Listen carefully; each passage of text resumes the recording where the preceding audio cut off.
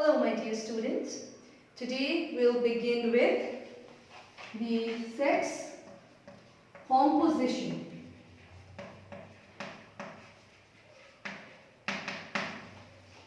In the previous class we talked about the rural-urban population. So today we'll begin with sex composition, which is one of the basic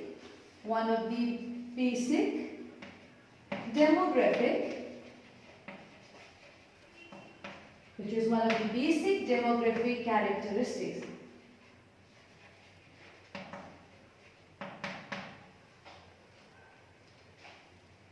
Okay, so one more time. When we talk about the sex composition, it is one of the basic demographic characteristics of population. So when we talk about this, as sex composition is often expressed with the help of a ratio. It is expressed with the help of a ratio. It is often known as the sex ratio. So now let us learn about the sex ratio. What is sex ratio? The sex ratio is defined as the number of females per 1,000 males, per 1,000 males in the population.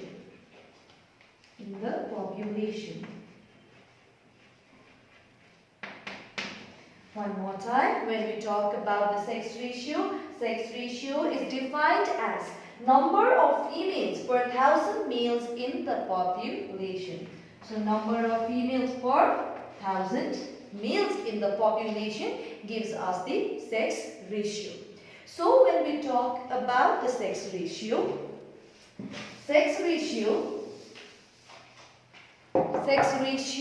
of 1,000. So ratio of 1,000. That means number of females. Here is 1,000.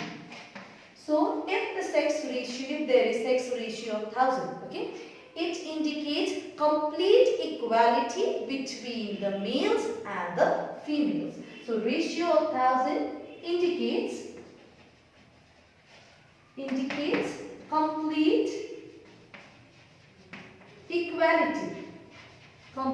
equality among the males and females. Okay, suppose, in case of the other, ratio above 1,000, that means ratio above 1,000, that means number of females, suppose if it is above 1,000.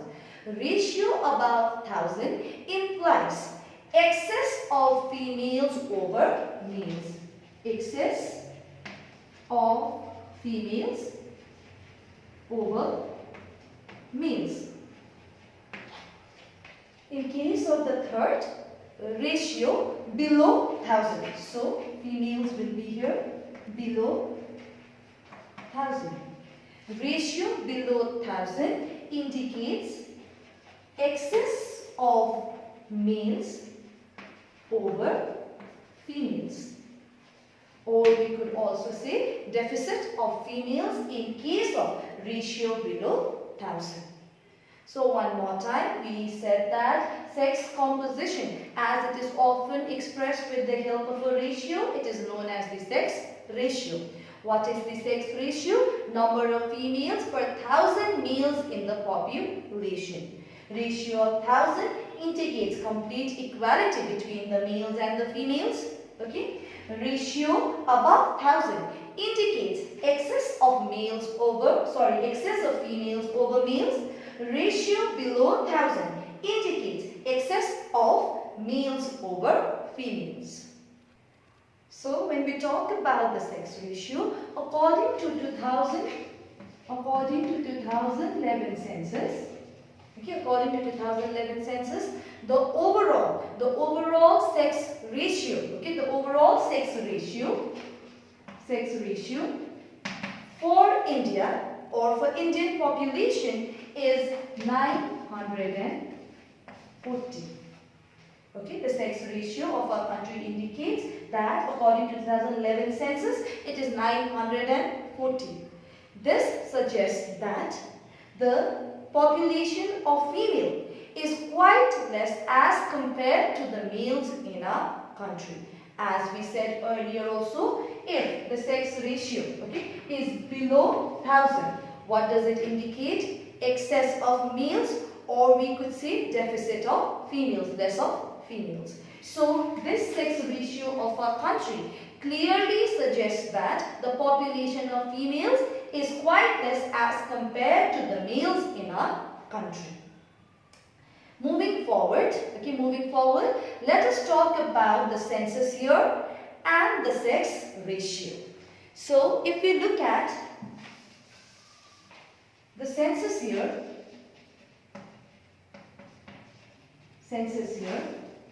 on the other side we have the sex ratio. Okay, let us talk about the year 1961, the census year 1961. According to the census year 1961, the sex ratio was 941. Then according to 1971 census, the sex ratio recorded was 930. According to 1981 census, the sex ratio that we have is 934. According to 1991 census, the sex ratio that we have is 927, where we see a fall here. According to 2001 census, the sex ratio that was recorded was 933. Now coming to the last year, we know that according to 2011 census, the sex ratio is, how much did we say? We said 940. So if you look at the census year and the sex ratio, we see that there was a certain fall in case of the first few census years. Since then, it has been rising again. So we can see that the female population was quite less as compared to the male's population before as well. But now it has risen a little, but it has only come up to 940, which clearly indicates that the population of male is far more larger as compared to the female population in our country. So moving forward, we said that the sex ratio in our country is only 940.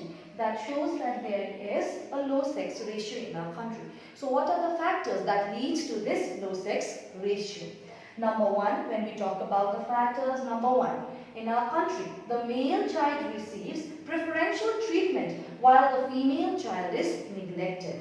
This is one of the biggest problems of our country, where they give preferential treatment to the male child. The male child is preferred more than the female child in our country, which could be one of the factors for low sex ratio. Number two, when we look at the other factor, many women die at the time of giving birth to the child. So, as is the case in our country, we'll see that women, whenever they are giving birth to the child, many women tend to die. Okay, basically this could be because of the as the women do not go through the proper health care, or we could also see that the risk to the woman, okay, it remains there throughout their reproductive age. Whether you are taking care of yourself properly or not, however your health is, okay, but then most of the women, they tend to go through these kind of risks throughout their reproductive age, where many women tend to die while giving birth to the child. Thirdly, when we look at the third factor, there has been a recent rise in the dowry deaths in the recent past. So in case of our country, where dowry system is practiced throughout the country, though it is a very wrong system, but still then it is practiced in our country, the dowry system. It has been here since years back, it has been here since the ages. Okay, this dowry system, as we know, it is a very negative system, where the woman after getting married needs to pay a certain sum of money that is demanded by them. Okay, this, as we know, it is wrong, but still it is highly practiced in our country, because of which what happens, dowry deaths tend to take place. The next factor that we have is the fourth factor, and it says small family norms. Okay. Now the factors of low sex ratio could also be that small family norms that is being practiced by many young couples in our country. Okay, as many young couples do not go for the second child if the first child is a male child. So what happens is, if the first child is a female child, they are obviously going to go for the second child, as we know that males are preferred more in our country. Male child is preferred more. So in case of the fourth point, they are seeing a small family norms. So in the recent past, we can see that especially families go for small families. They are planning for smaller families nowadays, only about 1 or 2 child. So in case of these also, we will see that many young couples, if the first child tends to be a male child, they do not go for the second child. Next, fifth, craze for male child. As I said earlier as well, they are given preferential treatment. Male child they preferred more as well. So we can clearly see that there is craze for male child in our country. So this can be clearly seen through sex determination tests that are being taken place in our country, the abortion that has been taking place in our country. All these clearly shows that the male child is preferred far more as compared to the female child in our country. Basically because they believe that the male child is going to stay with them. Women, after they get married, they go to their in-laws' place. But the male child stays in the home. So what happens is, according to people's mindset, they believe that the male child is going to take care of them and take their family name forward. So because of that, there is a huge craze for male child in our country. Now the last point that we have is neglect of the status, health and education of females after their birth. So in case of our country, we'll see that the status of women is neglected. They do not think still that women is at par with the males. So that is how they are neglected. When we talk about health, they tend to neglect their health, especially after giving child to the birth. What happens? We read earlier as well that many women tend to die. This could be one of the causes as well, as the health of the woman is not considered more here, or it is highly neglected.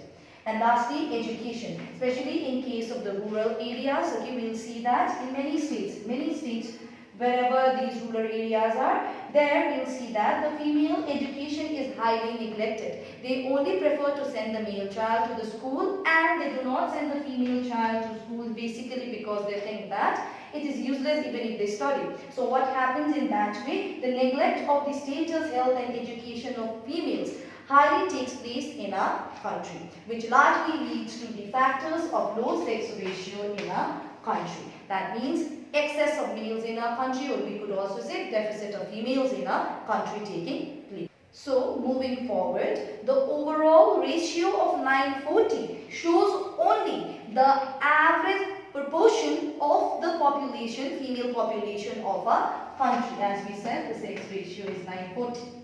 Okay. We have already talked about the uneven distribution of the rural and urban population in our country. In the same way, there is also a great disparity. Okay, there is also a great disparity in the sex ratio from one state to the other. So this does not show the amount for all the states. This is just an average proportion that we are showing. Okay, when we look at this, we can clearly see that the female population is less. That is obvious in our country. But then it differs from one state to the other. Among the states, if you look at Kerala with a sex ratio of 1084. Okay, Kerala with a sex ratio of 1084 in the census year 2011 is the only state with a sex ratio favorable for women.